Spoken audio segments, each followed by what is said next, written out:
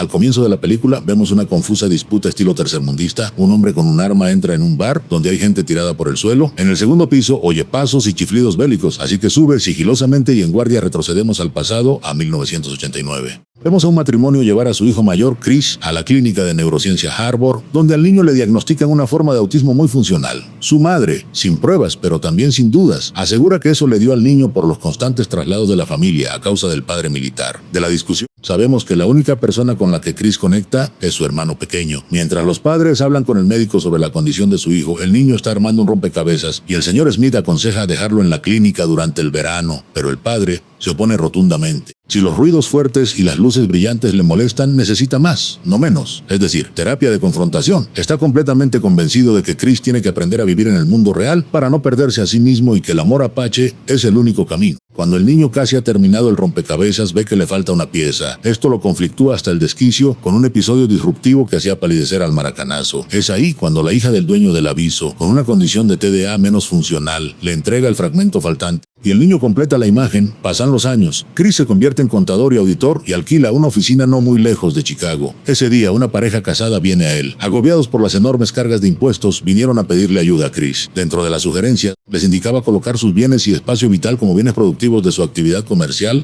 generando, de esta manera, fuertes deducciones de impuestos. En agradecimiento, los clientes lo invitan a hacer polígono en su rancho y se retiran muy felices. En otro lugar, pero al mismo tiempo, Ray King, el director del Departamento del Tesoro, en su apartado de crímenes financieros, llama a su subalterna Maribeth Medina. Ella ha trabajado para el departamento por 5 años, solo que olvidó mencionar su paso por la prisión juvenil por un crimen grave, lo cual no solo acabaría con su carrera, sino que la enviaría directo a la prisión federal por defraudar al Estado. Y ahora que la mesa está servida, le ofrece un trato. Le entrega varias fotos tomadas en diferentes lugares del mundo. En todas ellas, el mismo hombre se entrevista con los delincuentes más peligrosos de la escena internacional. Todo lo que King ha logrado averiguar es que se hace llamar Cal Gauss. Este hombre maneja y audita todas las cuentas de las más importantes organizaciones criminales y la misión de Medina, si decide aceptarla, es establecer la verdadera identidad de esta persona de interés o la empuja al fondo del bote y lanza la llave a un volcán. No tiene mucho que pensar a este punto y acepta. En este momento Chris conduce a casa, vive una vida frugal exacta hasta el cuarto decimal, hasta parquea como Batman. Parece tener un tic cognitivo con el número 3, cocinando 3 alimentos en 3 estufas, que contienen 3 unidades de comida cada una. Una vez termina su cena, se retira a una habitación separada, donde pone música muy fuerte y activa luces estroboscópicas para después aplicarse dolorosa presión en sus pantorrillas, un ejercicio que endurece y elimina con el tiempo el dolor. Este peculiar ritual le fue enseñado por su padre, hace ya mucho tiempo. Durante esta terapia, vienen a su mente memorias truculentas de su dolorosa infancia. Recuerda el día en que su madre los abandonó a los 3, aparentemente agobiada por la realidad de sus adyacencias. Solo ve que su hijo mayor es muy raro en ser, pensar y proceder, por lo que decide dejar de compartir mesa, lecho y techo con aquel hombre que le hizo ese hijo roto. Y de la misma manera que cuando vas a comprar panes de bolsa, o te los llevas todos o los dejas a los 3, entonces a los 3 les volteó el culo y se fue. Para entonces, Chris no entendía por qué su madre lo abandonaba. Tuvo uno de sus episodios disruptivos llenos de frenético desespero y gran agitación, el cual fue contenido por su padre al cantarle una rima infantil británica del siglo XIX, la de Solomon Grundy, después de la horrorosa evocación de la defolteada de la autora de sus días y traidora de sus noches. Decide ir al rancho de sus amables clientes a practicar el deporte más popular en las 3 cordilleras de los Andes. El amable contribuyente lo espía con sus binoculares, seguro de la imposibilidad del objetivo, pero al final queda estupefacto por la perfección del impacto a tal lejanía.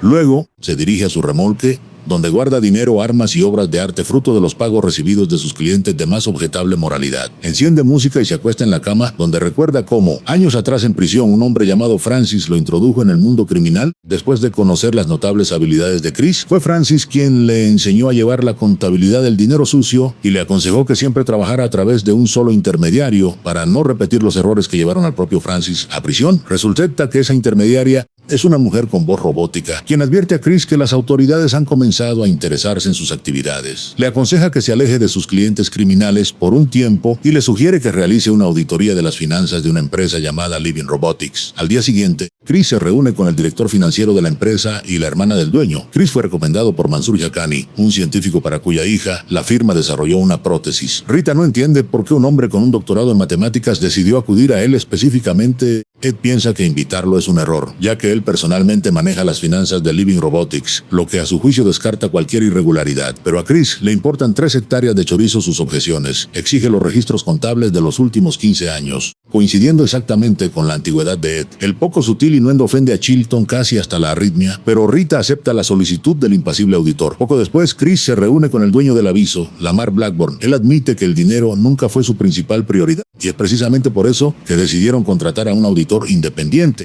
Mientras tanto, Medina llega a la conclusión de que el contador usa nombres de matemáticos famosos como alias y envía su foto al departamento de búsqueda de bases de datos. Al mismo tiempo, en un estacionamiento en Suiza, un financiero llamado Simon Dewey entra a su auto, solo para que un desconocido se suba a su lado. Simon le dice que salga del auto inmediatamente, pero el desconocido deja claro que no ha venido a escuchar lloriqueos infantiles. Explica que trabaja para una empresa de seguridad privada, cuyos clientes perdieron grandes sumas debido a las estafas de Dewey. El hombre advierte que esta será su última reunión y que si el financiero intenta hacer algo así de nuevo, comerá de ahí en más por tubos estériles y necesitará pañales. A la mañana siguiente, Chris comienza su trabajo, donde lo recibe la contadora junior Dana Cummings, quien fue la primera en notar el déficit. Ella le ofrece su ayuda al auditor, pero Chris la rechaza fríamente. Dana se da cuenta de que es más fácil para él trabajar solo, incluso ha traído su propia comida. Mientras tanto, Medina es informada de que la foto que envió ha sido cotejada con un registro en la base de datos de la policía de Nueva York. Hace varios años, este hombre irrumpió en la sede de la familia criminal Gambino y acabó con todos los que estaban dentro, incluido el propio Anthony Bazán. Actuó como un profesional porque casi todas las víctimas fueron al bajo astral con impactos en la maceta y el propio Bazán fue eliminado con un golpe de un objeto contundente. Es más, había dispositivos de escucha instalados en el club que grabaron los sonidos del tenebroso y eficiente caos. Mientras tanto, Chris decide tomar un descanso y almorzar solo, pero Dana termina justo a su lado, tratando de entablar una conversación. Menciona que le gustaba la pintura de los perros jugando al póker de Coolidge, porque ¿qué podría apostar un perro? Como cuando te preguntas por qué las fotos del celular son rectangulares y la cámara es redonda, pero cada intento que hace para acercarse choca contra una pared, una que Chris intenta, sin éxito, mantener infranqueable. Dana finalmente se rinde y deja a nuestro estúpido genio en paz con su ansiedad de aproximación. Es precisamente entre números donde Chris se siente como pez en el agua. Lee informes financieros como si fuesen revistas ilustradas, detecta mínimas discrepancias a la velocidad de la computadora del Pentágono y tan pronto cae inmerso en el trabajo prácticamente deja de notar el mundo que lo rodea. Mientras tanto, Medina también continúa su investigación. Habiendo obtenido acceso a la grabación de audio del archivo policial, la escucha una y otra vez, sintiendo que se le escapa un detalle importante. Ajustando la configuración y filtrando el ruido, finalmente distingue la voz del operador, repitiendo monótonamente una rima infantil sobre Solomon Grundy. A la mañana siguiente, Dana llega a la oficina y se queda atónita al darse cuenta de que Chris trabajó toda la noche. Sus habilidades le parecen casi sobrenaturales. Mientras que a ella le tomó 4 meses revisar los informes de un solo año, Chris logró analizar los datos financieros de la empresa de varios años en solo 24 horas. La clave para hallar el timo estaba en la falsa aleatoriedad. Según la ley de Benford, el número 3 estaba estadísticamente sobrerepresentado en las facturas de los costos indirectos de fabricación. El reporte preliminar de resultados sorprende a Rita. Chris informa que se desviaron $61 millones de la empresa y aunque aún no sabe quién está detrás del robo, promete llegar al fondo del asunto. Esa misma noche, Ed baja a la sala de estar de su casa y encuentra a un extraño allí. El malintencionado invasor deja claro que sabe del dinero robado de Living Robotics. Para evitar que la situación empeore, Ed debe simular su propia automorición como un accidente. Te administras una megadosis accidental de insulina y simplemente caes del palo. En ese caso, su esposa, que duerme plácidamente arriba, tendrá asegurado el resto de su vida gracias al seguro. Pero si se niega, los dos tendrán que ir a darle las gracias a Diosito en persona por lo bien que los trató en vida. A la mañana siguiente, Chris regresa al trabajo y descubre que todos sus registros han sido destruidos. En ese momento, Blackburn entra en la oficina y le informa que, debido a la investigación que se había iniciado, Ed se desvivió. Manifiesta que Ed fue diabético por 30 años y él sabía controlar su nivel de azúcar en sangre. Pide disculpas al de arriba por intentar descubrir la verdad que provocó la pérdida de su gran amigo. Tras pagarle a Chris, se marcha, dejando al auditor a solas con Dana. Para cualquier otra persona, esto sería simplemente un trabajo sin terminar, como bajarse en una estación intermedia. Pero para Chris, es diferente. La cadena que había estado construyendo en su cabeza se rompe de repente y el mundo donde cada detalle tiene que estar en su lugar correcto se sumerge de nuevo en el caos y apenas puede contener la disrupción de su mente. Empieza a decir que no ha terminado con esto. Muestra un reporte a Dana. Para él, está alterado. Se pregunta cómo se reorganiza todo esto. Chris se aísla en sí mismo y, al llegar a casa, comienza su rutina, la única manera que tiene de mantener su equilibrio interior. El trabajo inconcluso lo carcome por dentro, obligándolo a volver una y otra vez al ritual de sobreestimulación disruptiva que lo ayuda a mantener el control.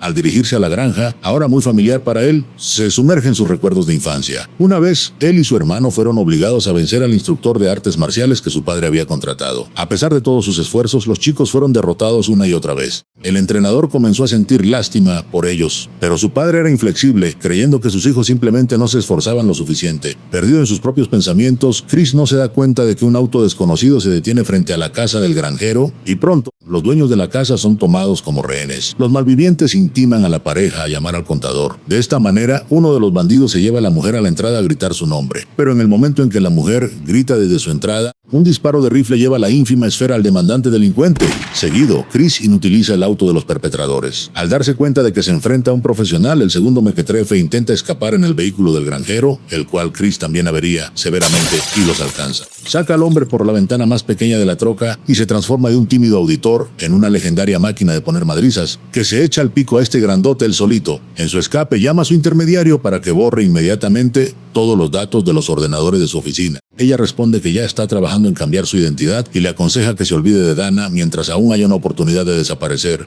Pero Chris no puede dejarla sola, consigue su dirección y se dirige directamente a su casa. Llega justo a tiempo y ve a un hombre siguiendo a Dana. Chris no logra entrar en el ascensor con ellos, así que sube corriendo las escaleras. Dana se siente seguida y entra a su apartamento rápidamente, pero su puerta es derribada.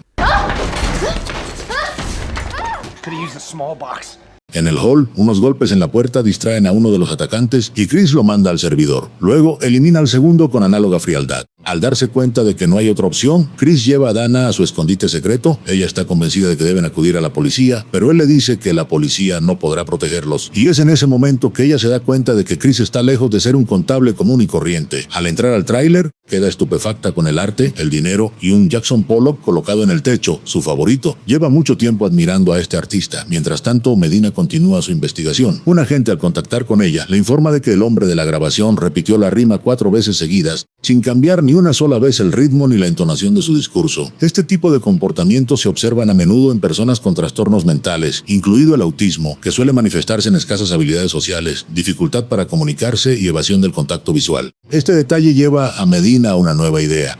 Decide consultar la base de datos en busca de hombres cuyos nombres se asemejen a los de matemáticos famosos y que tengan ingresos superiores a $1 millón. Mientras tanto, Chris alquila una habitación de hotel donde Dana le agradece que la haya salvado. Se entera de que los cuadros que vio en el tráiler son originales auténticos que los clientes utilizaban para pagarle por sus servicios. A la mujer le resulta cada vez más difícil creer que un simple contable esté sentado frente a ella y le pregunta de dónde ha sacado esas habilidades. Entonces, Chris admite que tiene autismo y que su padre, para prepararlo para la vida real, había contratado instructores desde su infancia para enseñarle a luchar, disparar y sobrevivir. Dice que vivió en 34 casas en un lapso de tiempo de 17 años. Durante la conversación, Chris de repente se da cuenta, alguien estaba sacando dinero de Living Robotics y luego volviéndolo a poner, inflando artificialmente las ganancias de la empresa para elevar su precio justo muchas veces para cuando empezara a cotizar en bolsa. De camino a la casa de Rita, la intermediaria de Chris intenta de nuevo convencerlo de que abandone este caso y desaparezca. Chris se rehúsa a escapar, sabe que, si se detiene, matarán a Dana. Al llegar a la casa de Rita, ve a un hombre salir y lo persigue, pero el hombre ve que lo sigue y abre fuego, solo lo suficiente para escapar. Al entrar en la casa, Chris encuentra a Rita en el sueño de los justos. Pronto, Sam determina que un hombre llamado Christian Wolf es dueño de una firma de contabilidad a través de la cual mueve dinero usando una red de pequeñas empresas cerca de su oficina, todas con ingresos en efectivo. Tras reunir toda la información, Medina va a ver a Ray y le informa que ha descubierto el verdadero nombre de su objetivo. Además de traficar ilegalmente con grandes sumas de dinero, Christian Wolf donó $1 millón el año pasado a la clínica de neurociencia Harvard. Después de escucharla, Ray le dice que volarán a Chicago de inmediato. De vuelta en el hotel, Chris ve a Dana durmiendo, lo que le trae de nuevo recuerdos de su infancia. Años atrás, su padre los llevó a él y a su hermano cerca de un grupo de adolescentes que acosaban a Chris. En lugar de intervenir, su padre le dijo que su hijo debía decidir por sí mismo cómo afrontarlo. Puedes elegir ser el clavo o el martillo. Tras pensarlo un momento, Chris se abalanza sobre los acosadores. Un instante después, su hermano menor se une a la pelea, y entre los dos se deshacen fácilmente de los pequeños gamberros. Para no poner a Dana en peligro, Chris le deja una nota y sale de la habitación. Al día siguiente, los federales localizan su casa, pero Chris ya la ha vaciado de todo lo importante. Incluso el sistema de seguridad instalado alrededor de la propiedad solo confirma las sospechas de Medina de que el hombre con el que están tratando ha trabajado con gente peligrosa durante demasiado tiempo. Incluso encuentran una M134 Minigun en el garaje. Mientras tanto, el jefe de los mercenarios está organizando la defensa de la mansión de Blackburn. Entiende perfectamente que el contador, que ya ha eliminado a varios profesionales, podría ir a hacer una auditoría cabrona al domicilio del Final Boss. A solas con Medina, Ray finalmente revela la verdad sobre por qué la carrera del misterioso auditor es tan importante para él. Se nos muestra una escena del comienzo de la película. Todo comenzó hace muchos años, cuando un joven oficial del ejército y un coronel anciano se encontraron en el funeral de una mujer llamada Lorraine Alton. Nadie descubrió jamás cómo empezó la pelea, pero al final, 6 personas terminaron en el hospital y uno de los policías disparó accidentalmente al coronel. Wolfe terminó en prisión militar, pero pronto quedó claro que sus habilidades eran demasiado valiosas para el Estado. Chris tenía un talento fenomenal para analizar datos, detectar esquemas financieros e identificar canales de lavado de dinero. Así que su expediente fue clasificado, y Chris comenzó a ser utilizado en diversas operaciones. Fue entonces cuando a Ray le asignaron trabajar con Francis Silverberg, una leyenda de la contabilidad clandestina que había servido al clan de Tony Bazan durante décadas. Con el tiempo, el jefe de la mafia decidió que el anciano se había convertido en un eslabón débil y ordenó a su hijo Anthony que lo eliminara. Francis sabía que necesitaba protección de ahí en más por testificar contra Big Tony. Después de eso, pidió protección a las autoridades a cambio de cooperación. En el centro penitenciario, Francis conoció a Chris, compartieron celda y hablaron mucho, y fue entonces cuando el anciano le enseñó todo lo que sabía sobre finanzas disruptivas de emprendimientos de espaldas al evangelio,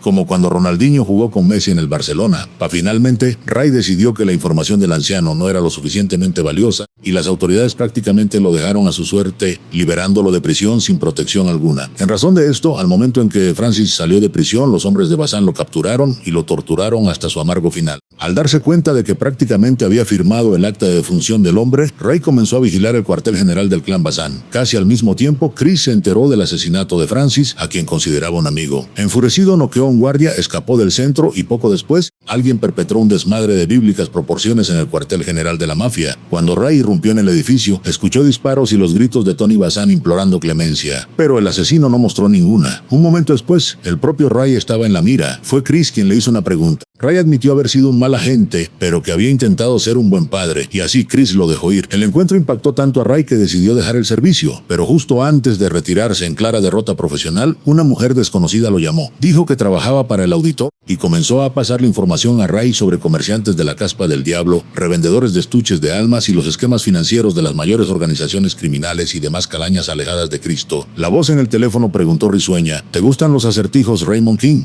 Con el tiempo, Ray se dio cuenta de que al filtrar información a las autoridades, Chris solo eliminaba a aquellos que violaban su código moral. Ray no le está contando toda la historia a Medina por nada. Admite que pronto se jubilará, lo que significa que alguien más tendrá que responder la llamada del auditor. Pero Medina se opone. Para ella, Chris sigue siendo un asesino que colabora con criminales y se ha convertido en parte de ese mundo. Pero Ray responde que a veces el sistema no te da la oportunidad de elegir entre el bien y el mal, y si se le presenta la oportunidad de hacer aunque sea un poco de bien, no debería rechazarla. Su conversación es interrumpida por una llamada telefónica y esa misma voz robótica le pide a Medina que escriba información relacionada con la empresa Living Robotics. Esa misma noche, Blackburn, rodeado de especialistas armados, está tratando de describir la apariencia de Chris cuando un disparo repentino interrumpe sus palabras. El operador en jefe se da cuenta al instante de que el ataque ha comenzado y ordena a sus hombres que preparen su defensa. Chris ya ha eliminado a los guardias exteriores, a algunos los ha atado y ha comenzado a interrogarlos. Al abrir fuego contra la casa, la deja como si el mismísimo Belcebú hubiese tenido un campamento anticapitalista. Sentado frente a los monitores de vigilancia, el jefe delincuente envía a sus hombres a la entrada, confiando en detener a Chris. Pero los agentes subestiman a su oponente. Actuando con una precisión aterradora, Chris elimina a los combatientes uno tras otro, como una máquina expendedora de igualdad.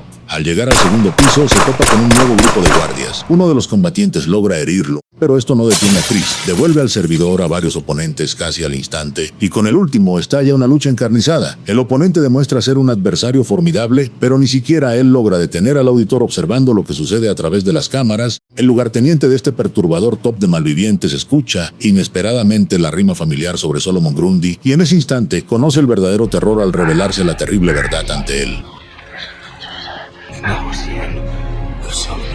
Levantándose de su escritorio, sale al encuentro de Chris, eliminando al último de sus esbirros en el camino. Al mirar al jefe operador, Chris reconoce a su propio hermano. Braxton admite que ha pasado 10 años buscándolo y aún lo culpa de la muerte de su padre. Cree que fue su hermano mayor quien llevó a su padre al funeral de la madre que una vez los abandonó. Se produce un breve pero feroz enfrentamiento entre los hermanos, que termina con la derrota de Braxton. En ese momento se da cuenta de que solo sus lazos de sangre impiden que su hermano lo envíe al bajo astral. Chris le pide perdón por haber llevado a su padre al funeral y Braxton no comprende por qué su hermano no lo invitó, ya que siempre estuvo dispuesto a apoyarlo hasta el final. También le duele que Chris nunca intentara encontrarlo, pero Chris admite que sabía dónde estaba su hermano menor todo el tiempo. Simplemente la gente con la que trabaja es demasiado peligrosa y no quería poner a Braxton en riesgo. Blackburn, que ha presenciado este reencuentro, no puede soportarlo más y se enfrenta a los hermanos. Admite que infló artificialmente las ganancias de la empresa para atraer inversores y se suponía que Chris no debía resolver el caso, pero lo hizo y Blackburn tuvo que eliminar a Ed y a Rita, quienes podrían haberlo descubierto. Pero él dice que quiere salvar vidas y que Chris ni siquiera sabe lo que eso significa. Termina la frase, pestañeó en la tierra